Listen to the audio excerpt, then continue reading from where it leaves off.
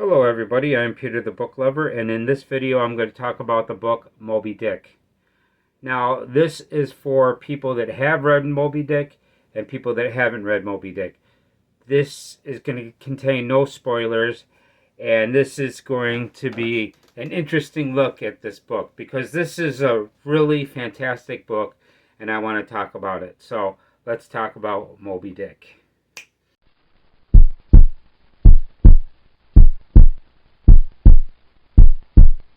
Hello everybody, I'm Peter the Book Lover, and I want to thank you for coming by. Now, if you have read Moby Dick, you know this is an incredible book. Also, if you're a person that hasn't read Moby Dick, I highly recommend this book. Now, you might be a person like me that actually has read this. This is a condensed version of Moby Dick, and I've read this, and I thought this was incredible. And I have this as well, but I haven't read this, but I plan on reading this as well. And the thing about it is a lot of people will say that if you read this or this, that you haven't really read Moby Dick. And in this video, I'm going to explain why that isn't the case. Now, I suggest that before you read Moby Dick, read a condensed version of Moby Dick. It's not going to ruin anything. It's going to give you the basic story to it. But there's a lot more to the story of Moby Dick than just the story. There's a lot more. So I'm going to talk about, I've got 17 examples of what you're going to get out of this book. And some of these things you're going to get from reading a condensed version of Moby Dick. But there's a lot of things in this book that you're going to get. I mean, you'll get some of the things from the reading a abridged version of it, but there's a lot more to it. So let me start out with this. Before I get into the video about talking about Moby Dick, I want to thank everybody for being here. I love you for being here. If you're new here, thank you for coming by, and if you're coming back, I really appreciate you giving me your time again. Thank you so much. And let's talk about Moby Dick. Now, number one, the first thing that you need to know about Moby Dick is that it's based on a true story. There's a ship that set out to sail, and it's the Essex. Yes, the Essex is a ship that sailed out to sea, and I believe it was a whale ship, and it got attacked by a sperm whale, and it sunk the ship. And the people on board this ship actually got in lifeboats, and at first they were going to go to an island, but they didn't want to go to an island that was nearby because there was cannibals on that island. So they thought cannibals were going to be on there, so they went another route, and they wound up getting separated, and each of the people on this journey, they resorted to cannibalism because they were stuck out to sea for a long period of time. And after they resorted to cannibalism, there is a few of the survivors actually got picked up by sailboats, and they were taken to shore. And somebody wrote the story about what happened, and Herman Melville heard this story, read this story, and that's what inspired this book. So it's based on a true story, but loosely based on a true story. Now, the second fact that I want to tell you is that this is a very dense book. Now, I read War and Peace, I read The Count of Monte Cristo, and I've read Gone with the Wind. Now, all those books are longer than this book, but I gotta say that this is a little bit more dense than all of those books. War and Peace is a little bit closer to being the same amount of denseness, but it's got like 500 more pages than Moby Dick. It's 135 chapters and 724 pages, and it contains a lot of footnotes. I don't know the exact number of footnotes, but there is a lot of them. And to tell you the truth, I have not read this book completely yet because I skipped a lot of the footnotes. Next time I read this book, I'm going to look at the footnotes. And that brings me to the third fact about this book, is that it's a book that you should read twice.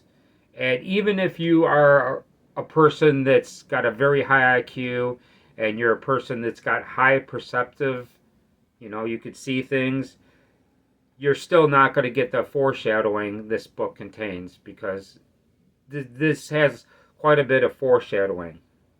And that's the fourth fact. It contains a lot of foreshadowing. There's a lot of things that happen in this book that reveal things that are going to happen later in this book, which is really fascinating. The foreshadowing in this book is done very well. Very, very well. I enjoy the foreshadowing an awful lot. Okay, number 5. This is one of the biggest things you're going to get out of this book. This is a lesson in vengeance and how you can be consumed by revenge. And that's definitely what this book is about. There's a person, Captain Ahab, that is seeking vengeance for his lost leg, and he really wants revenge. And there's a big cost that comes with seeking revenge, and he really pays a very big cost seeking revenge. And not only he pays it, his crew pays dearly for his vengeance. So it's a lesson in to avoid seeking vengeance. Sometimes it could hurt you way more than you'll get the satisfaction of getting revenge. And you might not even get the satisfaction of revenge,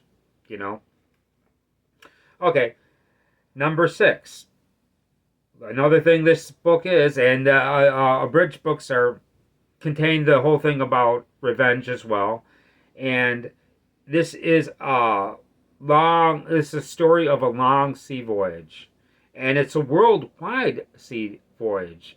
It starts off in America, and it goes all the way to Japan, and it covers a lot of sea travel, and it is a very long sea voyage, and it's pretty enriching to go on this long adventure. Even if you read the bridge books, you'll get the enjoyment of going on a really long sea voyage. Okay, number 7. This book is a lesson in the whale hunting industry. That's what this is about. They're whale hunters. This is a whale hunting boat, the Pequod, and you learn a lot of the things that come with whale hunting. You learn a lot of things about the industry and how important it was. And that's number 8. Number 8 is it is a lesson in the importance of the whale hunting industry. Back in the day, to light up our towns, we had to use spermaceti. And spermaceti was the thing that we used to light up the towns. So spermaceti was a very important thing. We needed it. Plus, there's many other things that were taken from the whale industry. So it was very important. Okay, so number 8 is a lesson of the importance of the whale hunting industry. And it was very important. There's a lot, we wouldn't have been able to light up our towns back then. And you also want to it makes you think that you should be very appreciative of that these days we don't have to hunt whales to light up our houses.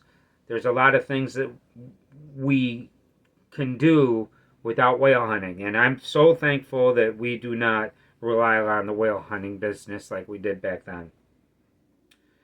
Okay, number 9. It is a lesson in cetology. And cetology is the study of whales, the different types of whales, porpoises, and dolphins. And it just gets into the different types of whales. There's a whole list of whales that you learn about in this book. There's many different types, and it's pretty fascinating to learn about all the different whales there are in our oceans, and how many are there, and how they travel in schools. And there's a difference between male whales and females whales, and it goes into that as well. Okay, then is number 10. This is also a lesson in whale anatomy. You learn all the parts of the whale. You learn where the mouth is. It's kind of funny. On our mouth is right here, but a sperm whale mouth is right here. And the eyes. We have eyes that see, I could look at you in this way, but a whale has its eyes on the side of its head, and it cannot look it straight ahead. It can only look this way and that way, but it's got this massive view. It goes into where the head is, where the ears are. The ears are like these tiny holes that are trying to kind of hard to find, and also about the sperm, the air hole. The air hole is another thing, and they also describe on how much pressure that comes up that hole, the whale spout. And you know how when they see a whale, they go, "There she blows," because the whales cannot breathe underwater. They actually have to come to the surface and collect air and eject all the water. So it's pretty amazing on how they breathe. Yeah, and it goes into the skeleton of the whale. Then there's a whole chapter about the tail of the whale, and it's amazing. The skin of the whale. They even get into the penis of the whale. So you really learn a lot about whales and the whole body of a whale. Okay, number 11. This is also a lesson in spermaceti, which is the oil that whales get hunted for. It's very valuable oil. And ambergris. Ambergris is another type of oil that a whale contains. Now, it's kind of funny in ambergris. There is a whale in this story that's very decayed and very stinky, and it looks like it has no value to it. But ambergris is what they make perfume out of. And in this decaying whale, somebody extracted ambergris out of this whale. And it's this very fine smelling oil. It's not the same as spermaceti, and it's pretty interesting. Ambergris was an interesting chapter. I like that chapter a lot. Okay, number 12. This is a lesson in the etymology of the whales. That is the language on how the whales were named. And in the very beginning of the book, they have the etymology of the whales. So, yeah, and it also contains a bunch of quotes about whales in the beginning of the book. And the quotes are pretty interesting as well. Okay, number 13.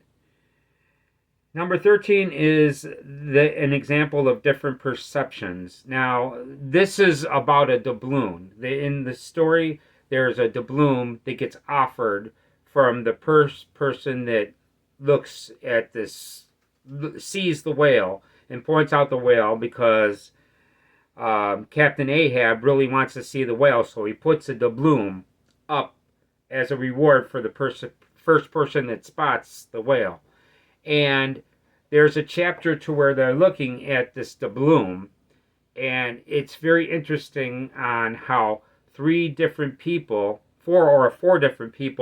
see this doubloon in a different way. It's very fascinating on how everybody sees the same thing, but they have a different view of the same thing. And there's a couple other things to where they see the same thing, but they have a different opinion of the same exact thing. It's really interesting. Okay, number 14 is about friendships with people who are very different than ourselves. And in the beginning of this story, one of my favorite chapters in this book is when we meet Queequeg. Now, Queequeg is this very different individual than Ishmael, the narrator of the story. And they have to share a bed together. And at first, Ishmael is really repelled by Queequeg, but it doesn't take long for them to become friends, and they become like the best of friends. They become very, very good friends, and it really shows you on how, this is a great example of you getting along with people completely different. There's even in the beginning, see, Ishmael is a Christian and Queequeg is a pagan, and he's actually worshiping an idol. And if the Christian and Ishmael didn't like that at first, but then he accepts it, and it's very good that he accepts it because Queequeg turns out to be an amazing friend. They become very, very good friends. So, and it's a very interesting thing. Number 15. It is an example of diversity and unity working together. Now, people say diversity is a strength. It's not really a strength unless there's also unity. You need unity for it to be a strength. And if there's unity and diversity and it goes together, it's amazing. Because you've got different races getting along with the same goal. You've got the white people that are like the captains and they're people running the ship. But then you got the harpooners. We got Dagu, which is a black dude. Tashtego, which is like an Indian guy. And then we have Queequeg. He's a very exotic, different type of person. And these people work together to hunt these whales together. And it's really interesting on how they work together. Okay, number 16. This is also a biblical lesson. There's a lot of examples from the Bible that are in this book. There's even a whole chapter about a sermon of the story of Jonah and how Jonah gets swallowed by a leviathan, which is a whale, and also then later on he thinks about the sermon later, and it's kind of impressive on how you could think of how he gets swallowed at this one place and then he traveled really far, and he's like, how did he get swallowed over here and got over there in that short period of time? And it's a lot of examples of the Bible is in this book. So you learn a little bit about the Bible as you read this book, although it's not preachy. Do not think that if you're a non-Christian that you could read this, that you can't read this because it's very preachy, because it's not. Okay, and the last thing, number 17, is that it's a lesson in the Nantucket history. They go into a little bit of how things are in Nantucket and a little bit about the people and about the whale bars and, the ships. And there's a lot more in this book than that, but these are the 17 things that I came up with that really impressed me about this book. This book is amazing. This is one of my favorite books already, and I just read this, and like I say, I really got a high opinion of this book. I really love Jane Eyre. I don't know if you ever read Jane Eyre. That's always really impressed me. Lonesome Dove is another book that really impressed me. Gone with the Wind is another book that really impressed me. But this book, I think, I see why everybody puts this on the must-read list. This is an amazing book, and it's definitely worth your time. Definitely worth your time. Although, a little bit of advice if you're going to read Moby Dick is do not take it as like you're going to read it quickly. It's a book you want to take your time with. Because, what's really cool about it is there's a lot of chapters, and they're very short chapters. Some of them are a little bit longer. Some of them are, about 10 pages, maybe 12 pages long. But most of the chapters are like 2 or 3 pages long. But there's a lot of density in those chapters. So I highly recommend that you check this book out. Now, if you've read this book, let me know what you think. If you haven't read it, let me know if you're planning on reading this. And that's it from this video. And I want to thank everybody that's came around to hear me talk about Moby Dick. and I hope you enjoyed this video. And if you haven't subscribed, can you do me a favor and subscribe to the video? If you like this video, can you please give it a like and all that good stuff? And that's about it, man. I will see you on the next time, and I will talk more about this book when I do book talk, where I talk about 3 books that I read at a time. I'm still working on the other 2. Those are the 2 books by Homer. If you should know who those books are. And those are other books that are really incredible. I'm really enjoying the Odyssey, and I plan on getting to the Iliad next. So come around and check out that video later, and I will talk to you later. Have a nice day.